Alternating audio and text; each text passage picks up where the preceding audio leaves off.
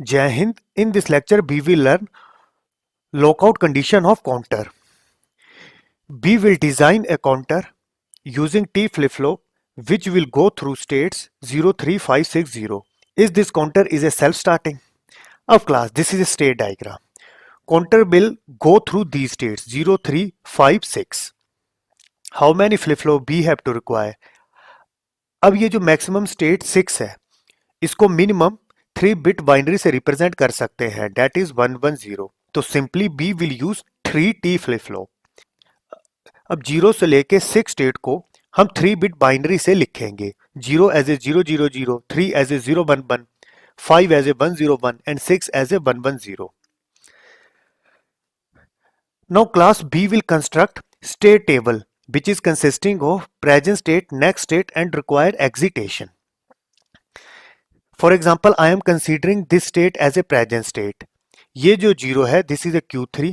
इसी तरह से ये 1 as a Q2 और ये 1 as a Q1. In actual these are the outputs of 3T flip flop Q3, Q2 and Q1. Again जैसे next clock apply करोगे you will get next state as a Q3 plus Q2 plus Q1 plus. Now I will complete the values of present state and next state by using state diagram. Initially this is a present state. फिर जैसे next clock apply करोगे you will get this as a next state. अब यही next state as a present state operate करेगी. फिर जैसे next clock apply करोगे you will get this as a next state. अब यही next state as a present state operate करेगी. Next clock apply करोगे you will get this as a next state. Again फिर जैसे next clock apply करोगे you will get this as a next state. अब process repeat होगा. Now I will write present inputs value for T3, T2 and T1 by using excitation table of T flip-flop. This is excitation table of T flip-flop. In the case of excitation table, class you are with present state. What is the meaning of present state? Output of flip-flop is known as present state. What should be the next state? You already decided. For this, what present input you have to apply to, for this you have to use excitation table. For example, this is a present state और जो आपको next state 0 चाहिए तो उस case में T में present input 1 apply करेंगे. Q3 is the output of T3 flip flop. Present state 0, next state 0 चाहिए तो उस केस में T में present input 0 अप्लाई करेंगे. Present state 0, next state 1 चाहिए, T3 में present input 1 अप्लाई करेंगे. प्रेजेंट स्टेट 1, नेक्स्ट स्टेट 1 चाहिए, टी में प्रेजेंट इनपुट 0 अप्लाई करेंगे. प्रेजेंट स्टेट 1, नेक्स्ट स्टेट 0 चाहिए, टी में प्रेजेंट इनपुट 1 अप्लाई करेंगे. Q3 is the output of T2 flip flop. Present state 0, next state 1 चाहिए तो उस केस में T2 में प्रेजेंट इनपुट 1 अप्लाई करेंगे. प्रेजेंट स्टेट 1, नेक्स्ट स्टेट 0 चाहिए, टी में प्रेजेंट इनपुट 1 अप्लाई करेंगे. प्रेजेंट स्टेट 0, नेक्स्ट स्टेट 1 चाहिए, टी में प्रेजेंट इनपुट 1 अप्लाई करेंगे. प्रेजेंट स्टेट 1, नेक्स्ट स्टेट 0 चाहिए तो उस केस में टी में प्रेजेंट इनपुट 1 अप्लाई करेंगे. Q1 is the output of T1 flip flop. Present state 0, next state 1 चाहिए, टी में प्रेजेंट इनपुट 1 अप्लाई करेंगे. प्रेजेंट स्टेट 1, नेक्स्ट स्टेट 1 चाहिए, T1 में प्रेजेंट इनपुट 0 अप्लाई करेंगे. प्रेजेंट स्टेट 1, नेक्स्ट स्टेट 0 चाहिए तो T में प्रेजेंट इनपुट 1 अप्लाई करेंगे.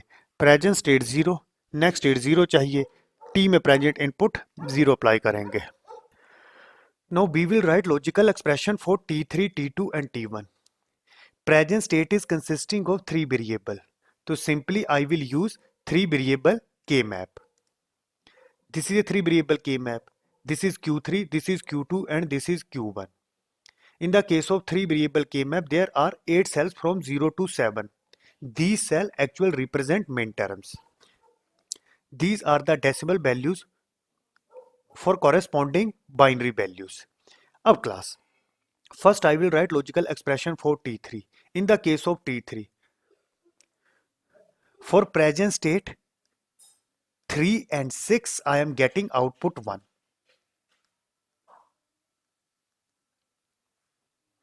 अब क्लास 3 बाइनरी बिट्स है, आप total 7 combination from 0 to 7 represent कर सकते हैं। अब यहां पर जो प्रेजेंट स्टेट दी हैं वो है 0 3 5 7। तो सिंपली 1 2 4 7 जो प्रेजेंट स्टेट हैं these are the invalid present state. और ये जो इनवैलिड स्टेट्स हैं इसके लिए जो T3 की वैल्यू होगी वो होगी डोंट केयर। वो 0 भी हो सकती है या फिर 1 भी हो सकती है। तो सिंपली इनवैलिड स्टेट 1 2 4 7 जो आउटपुट होगी उसको आपको एज ए डोंट केयर लेना है। अब मिनिमाइजेशन करेंगे। अब हम 1 के लिए लार्जेस्ट पॉसिबल ग्रुप बनाएंगे। ये 2 1 इन 2 डोंट केयर के साथ मिलके क्वाड बनाएगा। क्वाड के लिए आंसर लिखेंगे 0 से 1 एक बिट का चेंज है, इसको आंसर में नहीं लिखना है। 1 to 0 एक बिट का चेंज है, इसको भी नहीं लिखेंगे। ये 1 1 कांस्टेंट है, दैट इज Q2। तो T3 is equal to Q2। Now I will write logical expression for T2। In the case of T2 सारी की सारी वैल्यूज 1 है। तो जब आप के मैप से मिनिमाइजेशन करोगे तो simply you will get as a octal. तो simply T2 is equal to 1. In the case of T1, for the present state 0 and 5, I am getting output as a 1. इसी तरह से जो इनवैलिड प्रेजेंट स्टेट है, इनको invalid present state क्यों बोला? With the help of 3 binary bit हम total combination 0 से 7 बना सकते हैं। अब यहां पर जो कॉम्बिनेशन दिए हैं वो 0 3 5 6 दिए हैं। तो जो रिमेनिंग कॉम्बिनेशन होंगे 1 2 4 7 these are the invalid combination. तो simply for invalid present state you will get output as a don't care. So simply for 1247 1247 you will get output as a don't care. Again 1 के लिए largest possible group बनाने की try करेंगे। ये 2 1 इन 2 don't care के साथ मिलकर quad बनाएगा। क्वाड के लिए आंसर लिखेंगे। इस क्वाड के लिए ये 0 0 कांस्टेंट है, that is T1 is equal to Q2 bar. These are the logical expression which I calculated. तो simply we have to use 3 T flip flop, T1 T2 and T3। Class इस case में आप flip flop का order change कर सकते हो, date is T1 आप यहां पर यूज कर सकते हो, यहां पर आपको T2 लिखना है, यहां पर आपको T3 लिखना है। आउटपुट में कोई चेंज नहीं आएगा। अब क्लास मैं कनेक्शन कंप्लीट करूंगा। T2 में लगातार लॉजिक 1 अप्लाई करना है। आप यहां पर देख सकते हो T2 में लगातार लॉजिक 1 अप्लाई करेंगे। T1 is equal to Q2 बार। तो T1 में क्या अप्लाई करेंगे? Q2 bar. This is Q2 बार, यहां से आउटपुट लेंगे। अब इसको एज ए इनपुट T1 में अप्लाई करेंगे। इसी तरह से T3 is equal to Q2। जो Q2 की आउटपुट है उसको एज ए T3 में इनपुट में अप्लाई करेंगे। This is synchronous counter. At a same time सभी फ्लिप फ्लॉप में सेम क्लॉक अप्लाई करेंगे। Now I will explain self starting concept of counter. अब क्लास ये जो काउंटर है वो इस सीक्वेंस को फॉलो करेगा, 0 3 5 6 इस सीक्वेंस को लगातार फॉलो करेगा। अब ड्यू टू नॉइस और ड्यू टू एरर अगर काउंटर इनवैलिड स्टेट में चला जाता है, इनवैलिड स्टेट मतलब इन स्टेट्स में चला जाता है 1 2 4 7, उस केस में क्या होगा? फॉर एग्जाम्पल अगर किसी एक इनवैलिड स्टेट में चला जाता है, वो 1 भी हो सकती है, 2 भी हो सकती है, 4 भी हो सकती है, 7 भी हो सकती है। सेल्फ स्टार्टिंग केस में क्या होता है? अगर इनवैलिड स्टेट में चला गया फिर हम लगातार क्लॉक अप्लाई करते हैं। जैसे ही हम लगातार क्लॉक अप्लाई करेंगे हमें नई आउटपुट्स मिलेंगी। अब जो नई आउटपुट्स मिल रही हैं उन नई आउटपुट्स में कोई एक आउटपुट अगर हमें वैलिड स्टेट की मिल जाती है तो उस केस में हम क्या बोलेंगे? Counter is a self start counter. इसी तरह से एक कंसेप्ट होता है लॉकआउट कंडीशन। लॉकआउट में क्या होता है? अगर काउंटर इनवैलिड स्टेट में चला जाता है फिर जैसे ही हम नेक्स्ट क्लॉक अप्लाई करते रहते हैं काउंटर हमेशा इनवैलिड स्टेट में रहेगा, वो कभी भी वैलिड स्टेट में नहीं आएगा। सिंपली जो काउंटर की आउटपुट्स हैं वो हमेशा इनवैलिड स्टेट की मिलती रहेंगी। तो उस केस में हम क्या बोलेंगे कि काउंटर लॉकआउट कंडीशन में चला गया है। अब इस क्वेश्चन में हम चेक करेंगे कि ये counter as a self starting counter है या फिर ये काउंटर लॉकआउट कंडीशन में चला गया है। अब फॉर एग्जांपल क्लास अगर मैं present state as a invalid state 1 लेता हूं, दैट इज 0 0 1, इस केस में Q3 0 है, इसी तरह से Q2 0 है, Q1 1 है। Now I will calculate the present inputs value T3 T2 T1। Simply I will use logical expression. T3 की वैल्यू है Q2, अब Q2 यहां पर है 0, तो प्रेजेंट इनपुट 0 अप्लाई होगी। इसी तरह से T2 में तो लगातार 1 अप्लाई करना है, T2 is equal to 1। T1 में Q2 बार अप्लाई करना है, Q2 0 है, इसका बार 1 होगा। अब क्लास फिर जैसे नेक्स्ट क्लॉक अप्लाई करेंगे, अब यहां पर नेक्स्ट स्टेट क्या मिलेगी, simply we will use truth table of T flip flop. T flip flop के केस में अगर आप प्रेजेंट इनपुट 0 अप्लाई करते हो तो उस केस में जो आउटपुट मिलेगी वो प्रीवियस आउटपुट के इक्वल रहेगी, that is simply work as a memory. Next state is equal to present state. इसी तरह से अगर टी में लॉजिक 1 अप्लाई करते हो तो टॉगलिंग होगी, next state is equal to complement of present state. अब क्लास में नेक्स्ट स्टेट की वैल्यू कैलकुलेट करूंगा। First Q3 plus, this is a Q3 flip flop. अगर T3 में 0 अप्लाई करते हैं तो उस केस में क्या होगा, it will simply work as a memory, next state is equal to present state, तो यही 0 मेंटेन रहेगा, इसमें कोई चेंज नहीं आएगा। Now I will calculate for Q2। अब क्लास Q2 के केस में अगर प्रेजेंट इनपुट 1 अप्लाई करेंगे तो उस केस में टॉगलिंग होगी, next state is equal to complement of present state. अब प्रेजेंट स्टेट 0 है, इसका कॉम्प्लीमेंट 1 मिलेगा, this is next state.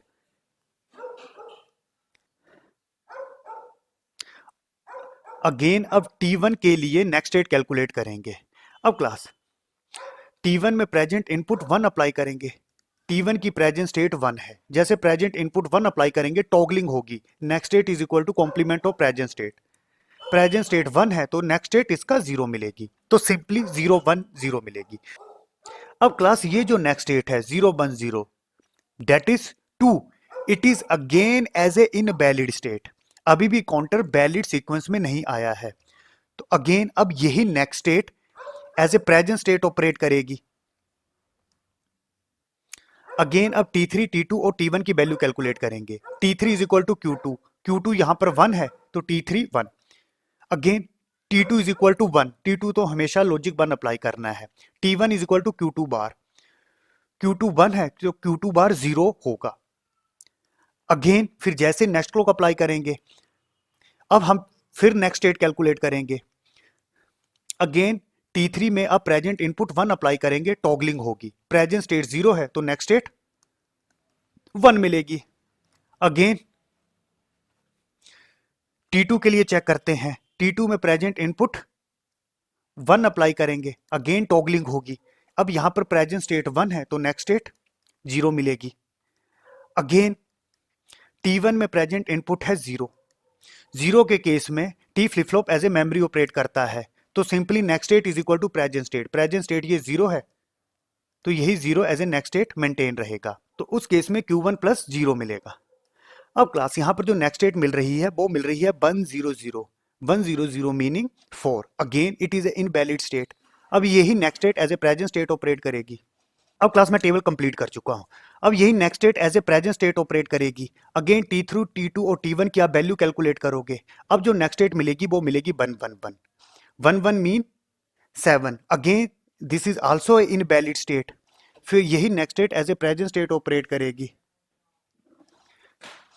You will calculate these as a present input, अब जो अगेन नेक्स्ट स्टेट मिलेगी वो मिलेगी 0 0 1, 1 is a again as a invalid state. अब क्लास यहां पर लूप बनने शुरू हो गई है, यहां पर 0 0 1 मिला, दैट इज ये 0 0 1 अब प्रेजेंट स्टेट ऑपरेट करेगा, फिर क्लॉक अप्लाई करोगे ये मिलेगा, नेक्स्ट क्लॉक अप्लाई करोगे ये मिलेगा, नेक्स्ट क्लॉक में ये मिलेगा, नेक्स्ट क्लॉक में ये मिलेगा। इसी तरह से यहां भी एक लूप बन चुकी है, वो लूप किस तरह से बनी है, इनिशियली इनवैलिड स्टेट आपको 1 मिली थी, फिर जैसे ही आपने क्लॉक अप्लाई किया नेक्स्ट इनवैलिड स्टेट आपको 2 मिली, that is this one. Again आपने क्लॉक अप्लाई किया, नेक्स्ट इनवैलिड स्टेट आपको 4 मिली, अगेन क्लॉक अप्लाई किया, नेक्स्ट इनवैलिड स्टेट 7 मिली।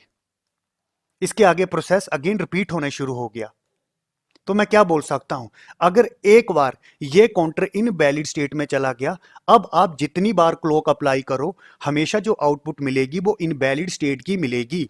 तो सिंपली अगर एक बार इनवैलिड स्टेट में चला गया तो जो काउंटर होगा वो इस लूप को फॉलो करना शुरू कर देगा, वो कभी भी वैलिड स्टेट में नहीं आएगा। तो simply this counter will follow lockout problem and this counter does not follow self starting property. Self starting property में क्या होता, अगर एक बार काउंटर इन वैलिड स्टेट में चला जाता, फिर जैसे ही हम आगे क्लॉक अप्लाई करते, अगर उसके आगे काउंटर किसी एक वैलिड सीक्वेंस की स्टेट में चला जाता, तो उस केस में हमने बोलना था counter is a self starting counter. Elimination of lockout condition, there are two method. Obtain a reset pulse such that whenever the counter goes to invalid state, it automatically reset to initial state 0. अब class हमें counter को modify करना है। अगर counter invalid state में जाता है, इस केस में जो डिजायरेबल सीक्वेंस है वो है 0356। अगर किसी भी इनवैलिड स्टेट में जाता है 1247, उसी टाइम पे काउंटर रीसेट हो जाएगा, दैट इज काउंटर की आउटपुट 0 हो जाएगी। तब मैं क्या बोलूंगा, जैसे ही काउंटर इनवैलिड स्टेट में जाएगा उसी टाइम पे काउंटर की वैल्यू, इनिशियल वैल्यू 0 रीसेट हो जाएगी and 0 state is a part of valid sequence. अब क्लास इसके लिए एक मैं सर्किट डिजाइन करूंगा। वो सर्किट इस तरह से होगा, अगर सर्किट की इनपुट्स में इनवैलिड स्टेट आती है तो सर्किट की आउटपुट 1 मिलेगी। For this I will use K map. अब class these are the invalid state 1 2 4 7। This is a present state Q3 Q2 Q1। अब class these are the invalid state 1 2 7। अब एक मैं सर्किट डिजाइन करूंगा, जैसे उस सर्किट के इनपुट्स में इनवैलिड स्टेट आएंगी उसी टाइम पे आउटपुट 1 मिलेगी, दैट इज 1 1 1। अब सर्किट का लॉजिकल एक्सप्रेशन के मैप से कैलकुलेट करेंगे। अब class for invalid inputs 1 2 4 7 I am getting output 1। अब मिनिमाइजेशन करेंगे, सिंपली हमें सिंगल सिंगल 1 कंसीडर करने हैं, यहां पर कोई पेयर नहीं बनेगा। इस 1 के लिए आंसर लिखेंगे दिस इज Q3 बार, इस 0 1 के लिए Q2 बार Q1। इसी तरह से इस 1 के लिए आंसर लिखेंगे 1 एज ए Q3, दिस 0 as a Q2 bar Q1 bar. Again for this one, this 0 as a Q3 bar, this 1 as a Q2 and this 0 as a Q0 bar, plus for this 1 as a Q3 and this 1 1 as a Q2 Q1। अब class ये जो logical expression है it is equal to XOR operation of 3 inputs Q3 XOR Q2 XOR Q1। In same way, this is a XOR operation of 3 inputs A XOR B XOR C. So simply this is equal to XOR operation of Q3 XOR Q2 XOR Q1. These are the clear inputs. अब class इस counter को modify करेंगे। These are the clear inputs of flip flop. Clear inputs are active low inputs. ये जो bubble है ये bubble बताएंगे these are the active low inputs. Active low input का क्या मतलब है, जैसे ही फ्लिप फ्लॉप की क्लियर इनपुट में हम लॉजिक 0 अप्लाई करेंगे उसी टाइम पे फ्लिप फ्लॉप की आउटपुट 0 हो जाएगी। To remove lockout condition we will add extra circuit that is Q3 Q2, इसी तरह से यहां से Q1 लेंगे, this is Q3 Q2 Q1। अब क्लास इनको एक्सोर गेट में पास करेंगे। अब क्या होगा, जैसे ही फ्लिप फ्लॉप की आउटपुट में due to noise invalid state होती है दैट इज 1 2 4 7। इन 4 में से कोई भी इनवैलिड स्टेट अगर फ्लिप फ्लॉप की आउटपुट में मिलती है तो यहां पर जो एक्सोर गेट होगा इसकी आउटपुट मिलेगी 1। इसके आगे हम लगाएंगे नॉट गेट। नॉट गेट क्या करेगा, आउटपुट 1 को 0 में कन्वर्ट करेगा। अब ये 0 है, इसको क्लियर इनपुट्स में अप्लाई करेंगे। जैसे ही 0 क्लियर इनपुट में अप्लाई होगी उसी टाइम पे सभी फ्लिप फ्लॉप की आउटपुट जीरो हो जाएगी। Simply flip flop reset to initial state. अब क्लास इसी तरह से अगर इस एक्सोर गेट की इनपुट में ये जो वैलिड सीक्वेंस है ये अप्लाई होती है, दैट इज 0356, उस केस में जो एक्सोर गेट है इसकी आउटपुट होगी जीरो। ये जो एक्सोर गेट है ये केवल इन वैलिड इनपुट्स के लिए आउटपुट 1 देगा। अब वैलिड सीक्वेंस के लिए आउटपुट 0 मिलेगी, आगे नोट गेट है तो 0 1 में चेंज होगा। अब जैसे 1 क्लियर इनपुट में अप्लाई होगा, फ्लिप फ्लॉप की आउटपुट में कोई चेंज नहीं होगा। तो this is a method in which we can remove lockout. तो simply this is the first method in which we can remove lockout condition. अब class what is the benefit of this method? जैसे ही counter किसी invalid state में जाता है, for example this one, तो उसी टाइम पे काउंटर की आउटपुट 0 हो जाएगी। उस केस में कोई एक्स्ट्रा क्लॉक अप्लाई नहीं करनी पड़ेगी। This is a second method to remove lockout condition. Redesign the counter assuming the counter goes to starting state whenever it enter any of the invalid state। इसका क्या मतलब है? Class this is A desirable sequence 0356। अगर counter invalid state में चला जाता है, उस केस में जो नेक्स्ट स्टेट मिलेगी वो मिलेगी 0। फॉर एग्जाम्पल अगर 1 2 4 या 7 इनवैलिड स्टेट में जाता है, फिर जैसे ही हम नेक्स्ट क्लॉक अप्लाई करेंगे तो उस केस में काउंटर इनिशियल स्टेट 0 में चला जाएगा, फिर उसके आगे काउंटर वैलिड सीक्वेंस को फॉलो करेगा। अब क्लास इसमें मॉडिफाई कैसे होगा? This is state table, present state and next state. अगर प्रेजेंट स्टेट 0 है तो नेक्स्ट स्टेट 3 मिलेगी।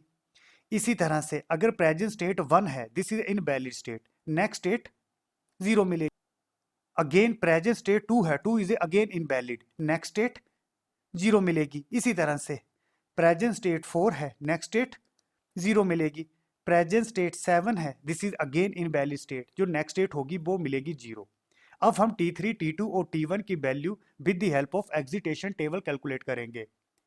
Then we will calculate logical expression by using K map, and these are the logical expression. By using this logical expression we will implement counter.